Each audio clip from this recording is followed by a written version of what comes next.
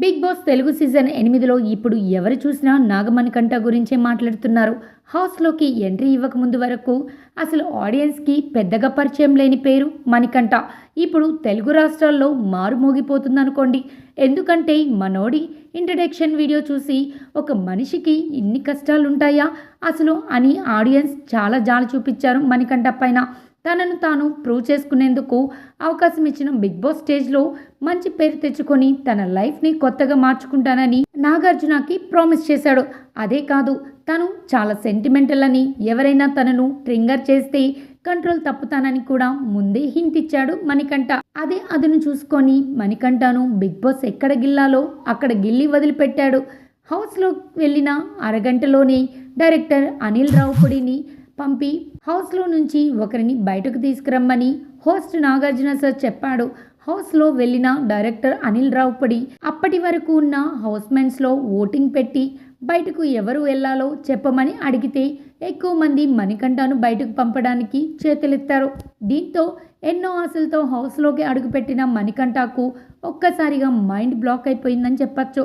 అప్పటికే మనోడి BP high రేంజ్కి వెళ్ళిపోయింది. కానీ ఈ ఎలిమినేషన్ అంతా ఫ్రాంక్ అని చెప్పడంతో మణికంఠలో మళ్ళీ ఆశలు చిగురించాయని చెప్పాలి. కానీ తనను బయటకు పంపడానికి ప్లాన్ చేసిన వారి సంగతి చూసుకుంటానని వార్నింగ్ ఇచ్చాడు మణికంఠ. దీంతో అక్కడి నుంచి సీన్ మణికంఠ వర్సెస్ మణికంఠ అన్నట్లు మారిపోయింది. తనను ఒంటరి చేసి పంపించాలని అనుకున్న వాళ్ళ గురించి ఆలోచిస్తూ డిప్రెషన్లోకి వెళ్ళిన మణికంఠ ఎక్కువ టైం ఒంటరిగా కూర్చున్నాడు.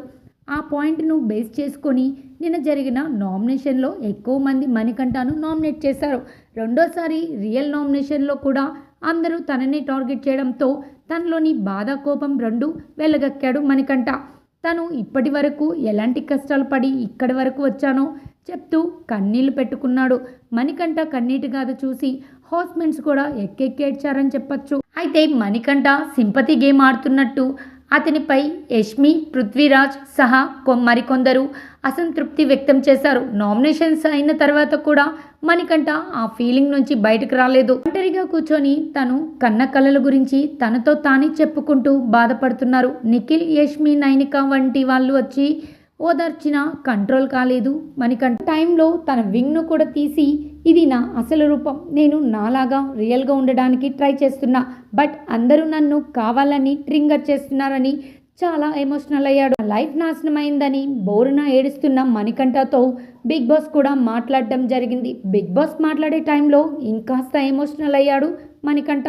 తను జీవితంలో నిలదొక్కోవాలని ఎన్నో ఆశలతో బిగ్ బాస్లోకి అడుగు పెట్టానని, ఇప్పుడు తన ఆత్మవిశ్వాసం చచ్చిపోయిందని కంటి పర్యంతమయ్యాడు మణికంఠ. తను అబద్ధం చెప్పనని, అబద్ధం ఆడితే తనకు గిల్టీగా అనిపిస్తుందని, ఆ రోజు తనకు నిద్ర కూడా పట్టదని చెప్పుకొచ్చాడు. అదేకాదు, నాకు నా భార్య కావాలి, నా అత్తమామల నుంచి గౌరవం కావాలి, నా స్టెప్ ఫాదర్ మళ్ళీ కావాలి, నా పిల్ల కావాలి, ఎన్నో ఆశలతో వచ్చాను, ఇంత త్వరగా బయటపడిపోతానని అనుకోలేదు, చాలా నిలకడగా ఉంటానని అనుకున్నా, లుక్స్తో మెయింటైన్ చేద్దాం అనుకున్నా, కానీ నా మీద నాకు కాన్ఫిడెన్స్ లో అయిపోయింది. బయట నా మీద నెగిటివ్ ఇంప్రెషన్ పడితే నా కెరియర్ నాశనం అవుతుంది, నా దగ్గర రూపాయి కూడా లేదు, బయటకు వెళ్ళాక నాకు ఏం చేయాలో అర్థం కావడం లేదు అని చిన్న పిల్లల్లా ఎక్కెక్కి ఏడ్చేశాడు మణికంఠ. అయితే సాధించడానికి వచ్చి ఇంత త్వరగా ధైర్యం కోల్పోతే ఎలా అంటూ ఓదార్చే ప్రయత్నం చేశాడు బిగ్ బాస్. కొన్ని కోట్ల మందిలో నీలో ఏదో ప్రత్యేకత ఉంది కాబట్టి బిగ్ బాస్ స్టేజ్ వరకు వచ్చావంటూ ధైర్యం చెప్పారు. ఏది ఏమైనా మణికంఠ మాత్రం చాలా ఎమోషనల్ ఫెలో అని క్లియర్గా అర్థమవుతుంది.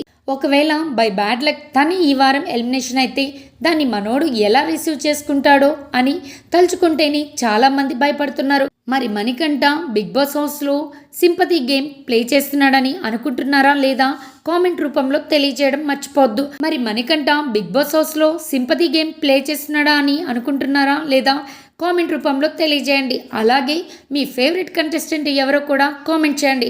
మరిన్ని బిగ్ బాస్ అప్డేట్స్ కోసం లక్కీ మీడియా ఛానల్ను సబ్స్క్రైబ్ చేసుకొని బెల్ ఐకాన్ని యాక్టివేట్ చేసుకోండి.